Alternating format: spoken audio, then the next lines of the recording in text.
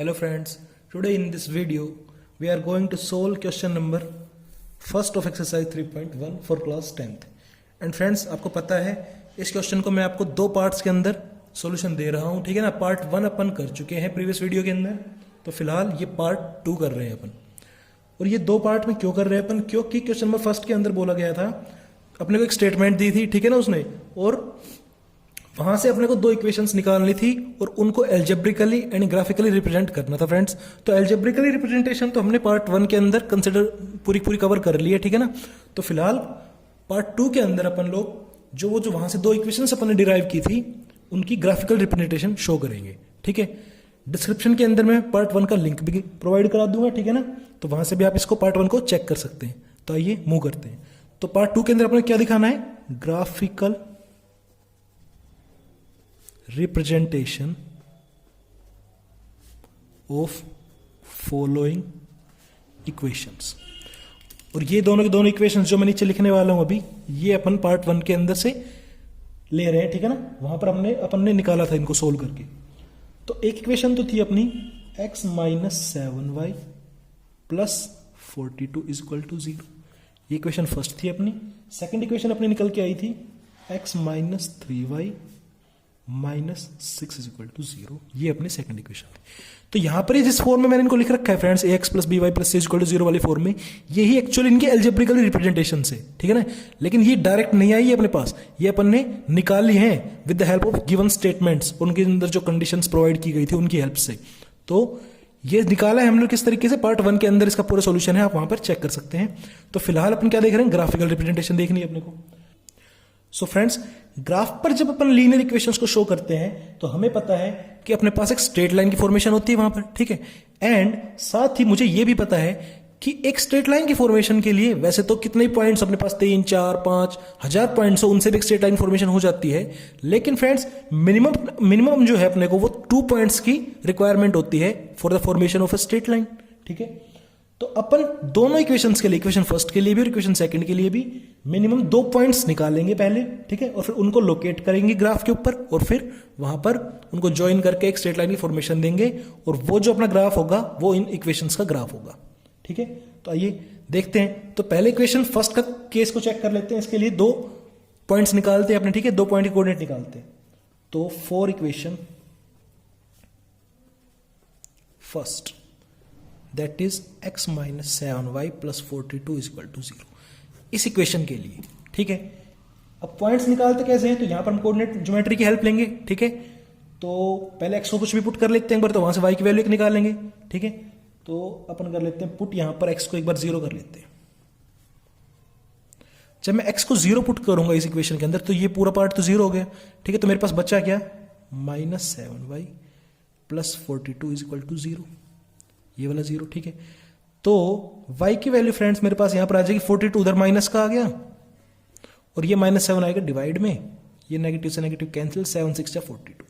तो यहां से फ्रेंड्स अपने पास एक पॉइंट का कलेक्शन हो गया है। क्या पॉइंट में a कंसिडर कर लेता हूं। जब x मैंने 0 रखा तो y की वैल्यू मेरे पास 6 आ गई। जब मैंने x 0 रखा तो y की वैल्यू मेरे पास 6 आ गई, ठीक है। तो मेरे पास पॉइंट a आ गया। अब की बार कुछ और पुट करेंगे। पुट हम कुछ भी कर सकते हैं, लेकिन इस तरीके से अपने को जजमेंटल होते हुए पुट करना है क्या, कि ग्राफ के बॉक्सेस क्रॉस ना हो जाए। मान लो x की वैल्यू में कुछ भी पुट कर दूं और y की वैल्यू आ जाए, मान लो 35 आ जाए, 37 आ जाए, 38 आ जाए, कुछ भी आ जाए। ये फॉर एग्जांपल एक केस कंसिडर कर रहा हूं, ठीक है ना। तो वहां पर फ्रेंड्स आप पाओगे क्या, कि लोकेट ही नहीं कर पाओगे आप उसको ग्राफ कॉपी के अंदर। भाई बहुत ही बड़ी आपके पास फ्लोर है, मान लो वहां पर कोई ग्राफ अपने को लोकेट करना है, वहां पर तो हो जाएगा, ठीक है ना। लेकिन अपने पास लिमिटेड स्पेस होता है ना ग्राफ नोटबुक के अंदर, तो इसलिए अपने को इस तरह से पॉइंट्स को x और y की वैल्यूज पुट करते हैं कि वो छोटी से छोटी वैल्यू अपने पास आ जाए। जैसे यहाँ पर 0 6 आ गई, तो 0 6 में तो कोई प्रॉब्लम नहीं है लोकेट करने में, ठीक है ना। या 10 तक भी मैं मानता हूं कोई प्रॉब्लम नहीं होगी, लेकिन 10 से ऊपर अपने को संभल के केस को चलाना है, ठीक है। तो फिलहाल मान लो हम पुट कर लेते हैं, put x is equal to, अगर -7 पुट कर लेता हूं, अगर x के ऊपर -7 पुट करता हूं फ्रेंड्स, तो मेरी इक्वेशन क्या बन जाएगी, -7 माइनस 7y, और ये 42 इधर लेफ्ट साइड में प्लस का है तो उधर जाएगा तो माइनस का 42। यहां से -7y की वैल्यू आ जाएगी, -7 उधर जाएगा तो प्लस का 7, नेगेटिव 42 प्लस का 7 आ जाएगा नेगेटिव का 35, और y की वैल्यू, ये नेगेटिव से नेगेटिव कैंसिल, y की वैल्यू यहां से आ गई 7 5 जा 35।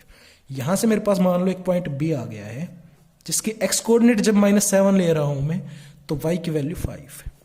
ठीक है, तो ये 2 पॉइंट्स आ गए फ्रेंड्स मेरे पास।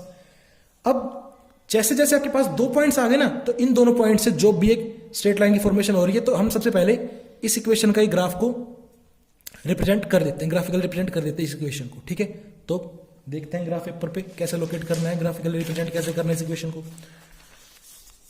ठीक है, ये आ गया आपके पास ग्राफ पेपर पूरे का पूरा विद प्रॉपर एक्सिस। ठीक है ना, ये सब चीजें आपको प्रॉपर मार्क करनी है, एक्स डैश वाई डैश। ठीक है ना, बाद में सबसे लास्ट में स्केल भी लिखेंगे अपन कि भाई क्या कंसीडर किया हमने, 10 small squares equal to 1 unit.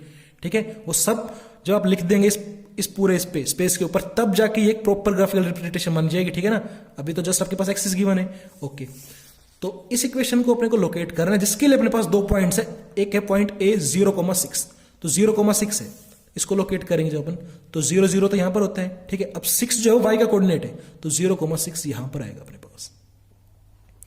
तो यहां पर अपने पास ए पॉइंट आ गया 0,6, बी पॉइंट की वैल्यू अपने पास -7,5।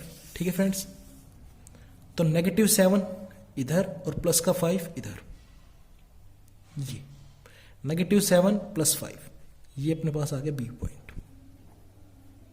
-7 5। प्रॉपर ऐसे लिखना है। ठीक है ना, जो भी अपना पॉइंट आता है उसको इस तरह से छोटे सर्कल से अनसर्कल कर देते हैं, और ये इस तरीके से लिखना है, बी पॉइंट की ये कोऑर्डिनेट है, ए पॉइंट की ये कोऑर्डिनेट है। अब जब अपने पास 2 पॉइंट्स आ गए हैं, तो अपन को क्या कर देंगे, ज्वाइन कर देंगे। और ज्वाइन करने के बाद अपने पास जिस स्ट्रेट लाइन की फॉर्मेशन होगी फ्रेंड्स, वही एक्चुअली ग्राफिकल रिप्रेजेंटेशन है उस इक्वेशन की, उस लीनियर इक्वेशन की। तो ये अपने पास एक स्ट्रेट लाइन बन गई है। ठीक है, अब हमें पता कैसे चलेगा कि भाई ये किस, क्योंकि एक और अभी तो पेयर ऑफ लीनियर इक्वेशन की बात कर रहे हैं, अपने पास एक और इक्वेशन है, उसके भी 2 पॉइंट्स लोकेट करेंगे, उनसे भी एक स्ट्रेट लाइन फॉर्मेशन होगी। तो पता कैसे चलेगा हमें कि भाई कौन से जो लाइन है वो किसका ग्राफ है, किस इक्वेशन ग्राफ है। तो उस कंफ्यूजन को दूर करने के लिए अपना काम होता है कि जो भी स्ट्रेट लाइन फॉर्मेशन हुई है, इसके ऊपर उस इक्वेशन का अपन नाम लिख देंगे। तो x - 7y + 42 = 0, ये यहां पर अपन ने इक्वेशन लिख दी। ठीक है ना, जो गिवन थी, तो ये इस इक्वेशन का ग्राफ हो गया। ठीक है, ग्राफिकल रिप्रेजेंट कर दिया अपन ने इस इक्वेशन को। अब सेकंड इक्वेशन केस को देखते हैं।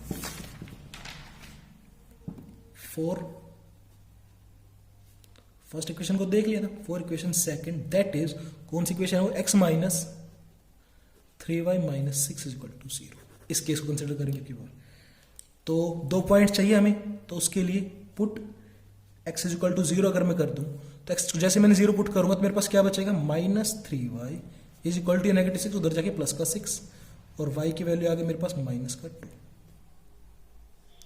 ठीक है, तो कुल मिला के यहां से मेरे पास मान लो मैं पॉइंट P कंसिडर कर रहा हूं कि बार x की वैल्यू जब 0 है तो y की वैल्यू आ गई -2। ये मेरे पास एक पॉइंट आ गया। एक पॉइंट और चाहिए मुझे, मिनिमम 2 तो चाहिए ना, तो पुट कर देंगे। अब की बार मान लो y को 0 पुट कर देते हैं।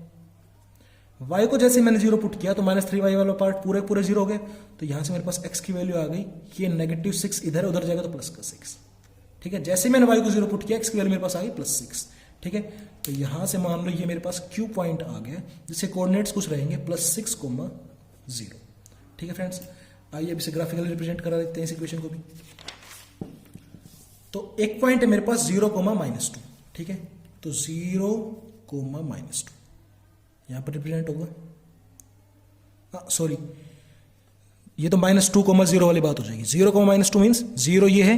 ठीक है, अब x का तो काम खत्म ही हो गया, 0 पे खत्म हो गया, कुछ कहीं पर चलने की बढ़ने की हमें वो मौका ही नहीं मिला। ठीक है ना, और y कोऑर्डिनेट की वैल्यू दिया है -2, तो -2 कहां मिलेगा, नीचे। तो 0, -2 यहां पर, ये अपना आ गया पॉइंट P। एंड फ्रेंड्स, एक पॉइंट मेरे पास Q, जिसके कोऑर्डिनेट है 6, 0, तो 6 पॉजिटिव x एक्सिस पे ये आ गया, और 0 y एक्सिस की वैल्यू, y एक्सिस पे y कोऑर्डिनेट की वैल्यू है। अब वो तो हमें बढ़ने का मौका ही नहीं मिलेगा, क्योंकि 0 तो यहीं पर है y कोऑर्डिनेट के। तो ये आ गया अपने पास Q पॉइंट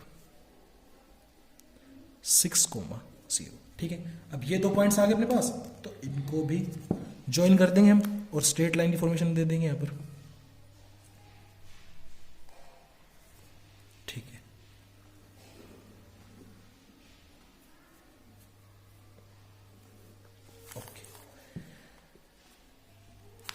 अभी काम पूरा नहीं हुआ है। ठीक है ना, पता कैसे चलेगा, तो इस इक्वेशन का नाम लिख देंगे इस लाइन के ऊपर, जिससे हमें पता चल जाए कि भाई हाँ, ये किस इक्वेशन का ग्राफ है। तो x minus 3y minus 6, x minus 3y minus 6 is equal to 0। यहां पर इन दोनों इक्वेशंस को अपन ने ग्राफिकली रिप्रेजेंट कर दिया है, जिस जैसा क्वेश्चन के अंदर बोला गया था। ठीक है फ्रेंड्स, कौन कौन सी इक्वेशंस को? इन दोनों इक्वेशंस को। और बस और तो कुछ नहीं बचता, एक लास्ट चीज बचती है क्या? स्केल लिख लेते हैं यहां पर। ये हर ग्राफ में करना होता है आपको, ठीक है, ये वाला पार्ट पे। तो 10 स्मॉल स्क्वेयर्स, ये छोटे छोटे देखो 10 स्मॉल जो बॉक्सेस हैं, वो मिलकर एक यूनिट की फॉर्मेशन की है उसने एक्स एक्सिस के ऊपर। कहां पर? एक्स एक्सिस पर। सिमिलरली वाई एक्सिस पर भी, एक्स एक्सिस पर भी 10 small square equal to 1 unit बनी, इधर भी 1 यूनिट है। वाई एक्सिस पर भी 10 small square equal to 1 unit, तो वाई एक्सिस पर भी 10 small square is equal to 1 unit. तो फ्रेंड्स यहां पर आपका क्वेश्चन नंबर 1 जो है वो कंप्लीट होता है। ठीक है, किसी भी तरह का कोई भी डाउट हो आपको तो कमेंट सेक्शन में मेरे पास पोस्ट कर सकते हैं। बाकी आपको अगर मटेरियल अच्छा लग रहा है तो प्लीज वीडियो को शेयर कीजिए, लाइक कीजिए, चैनल को सब्सक्राइब कराइए। मिलते हैं नेक्स्ट वीडियो में। Thank you.